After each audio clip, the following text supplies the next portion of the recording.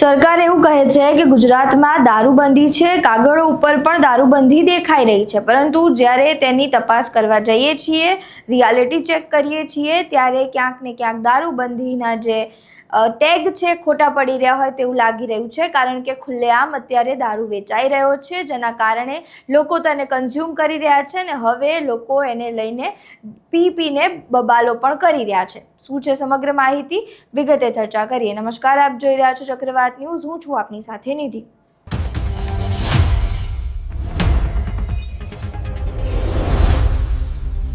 ગુજરાતમાં અત્યારે અલગ અલગ ઠેકાણે ખૂણા ખાંચકામાં દારૂ મળી રહ્યો છે, લોકો તેને ખરીદી રહ્યા છે અને પી રહ્યા છે અને પછી ઘરે જઈને બબાલો કરી રહ્યા છે।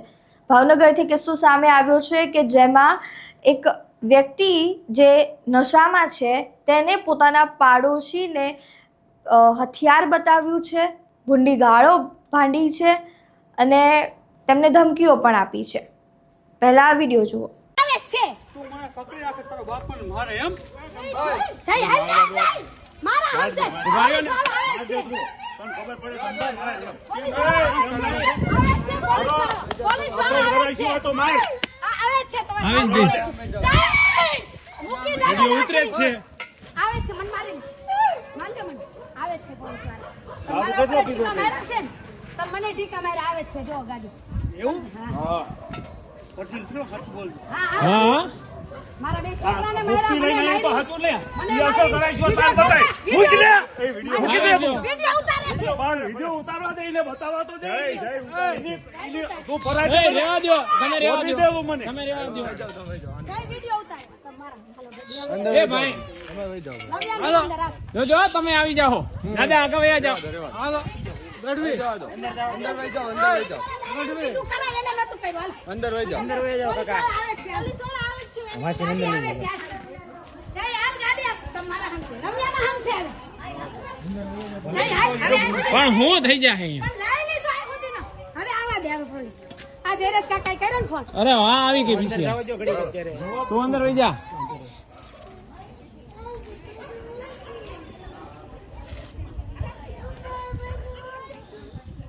કાઈ નથી બેટા કાઈ તું જયવિદ્યાન ને તારામાંથી ફોન કરને। અંદર હાલો નરિયાના આ પોલીસની ગાડી આવે છે પાણી લેતી હે ચાલુ છે જો આ બધું નજર રાખવાનું કોઈ કોઈ ન કાઈ વાંધો નહીં ઓલો વિડિયો ચાલુ જ છે ને હા અમે ક્યાં વિડિયો ઉતારી જ છી? ત્યાં દેખત કોઈ ને અલા ચા બાજુ લ્યો ને પોલીસ વાળા આવે છે ને હરખો કરી નાખશે તો આ જે કો ફેરલ છે હા હા તમારા પપ્પાને હમણાં તું રેને બોલમાં ક્યાં કે ગઈ દરબાર છે એમ હા હા દરબાર હેરા જાવ એમ હાલ ને એમ ઘર જાવ ભાઈ મુકશું ને ક્યાં હા હા તમ તો થાઈ કરી લેજો ને હા કાઈ બાજુ ચાલ તું ભાઈ વીટુ ભાઈ મજા કરે તો તું હાલ લે જયવિદ્યાન નો કાઢ જલ્દી હાલ એસપી ને કાઢ ઓળો હાથ હંતાડે નહીં દરી ડાયરેક્ટ એસપી ને ફોન કર ડાયરેક્ટ એસપી ને આવી ગયો છે પપ્પા, બતાવો ખરી મારા પપ્પા આવી ગયો છે। નવ્યાના હમ દીધા તમે અંદર ગળો જયવિદ્યાન ને ડાયરેક્ટ ફોન કરો એસપી તમે હાથ ઉપાડતા શીખી ગયા બધાને અમે ગઢવી છીએ મને બહુ રાખ્યો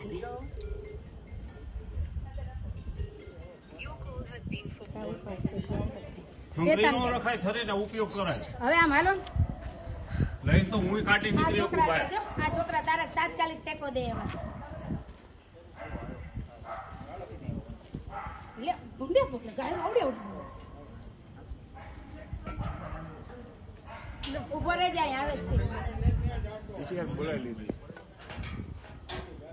છાડી લઈને ચાલુ રાખ મેં કીધું તા પપ્પા છોકરા ઉભા રહે એવા છે અર્જુનબેન દીકરા આ વિડીયો હતો ભાવનગરના સુખ શાંતિ સોસાયટીનો કે જેમાં આ વ્યક્તિએ દારૂ પીને તેના પાડોશીને ધમકાવ્યો છે।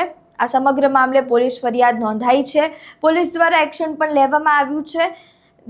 જેના સાથે આ બનાવ બન્યો છે તેની પણ પ્રતિક્રિયા સામે આવી છે, તે સાંભળો।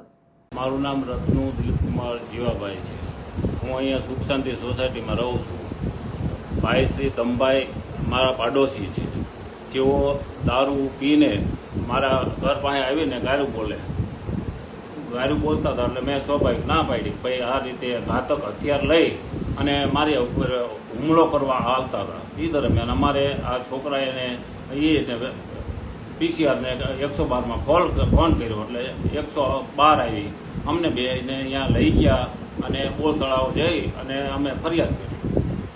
ભાવનગરમાં પહેલા પણ અસામાજિક તત્વોનો જે વધારો છે તે જોવા મળ્યો હતો. મારામારી હોય, લૂંટફાટ હોય, જાહેરમાં હથિયાર બતાવવાના જે ઘટનાઓ છે તે ભાવનગરમાં પહેલાં પણ બની ચૂકી છે ને ફરીથી આ ઘટના બની છે. દારૂના નશામાં ધૂત આ વ્યક્તિએ પોતાના પાડોશીને હથિયાર બતાવ્યું છે અને ગાળો બોલી છે. ત્યારે જે રીતે આવા કિસ્સાઓ છે તે ભાવનગરમાં વધી રહ્યા છે તેને લઈને જે સ્થાનિક તંત્ર છે તેના ઉપર ક્યાંક ને ક્યાંક સવાલો ઊભા થઈ રહ્યા છે. લોકો અત્યારે રોષમાં પણ દેખાઈ રહ્યા છે. આ સમગ્ર મામલે પોલીસે ફરિયાદ તો નોંધી લીધી છે, એક્શન પણ લેવામાં આવ્યું છે, પરંતુ જે દિવસે ને દિવસે જે આ ઘટનાઓ વધી રહી છે તેને રોકવા માટે તંત્ર દ્વારા શું પગલાં લેવામાં આવશે તે તો જોવું રહ્યું. તમારું આ સમગ્ર મામલે શું માનવું છે? તમારા મંતવ્યો અમને કમેન્ટ બોક્સમાં જરૂરથી જણાવજો. વિડીયો પસંદ આવ્યો હોય તો લાઇક, શેર, કમેન્ટ કરો અને મારી ચેનલને સબસ્ક્રાઇબ કરવાનું ભૂલતા નહીં. નમસ્કાર.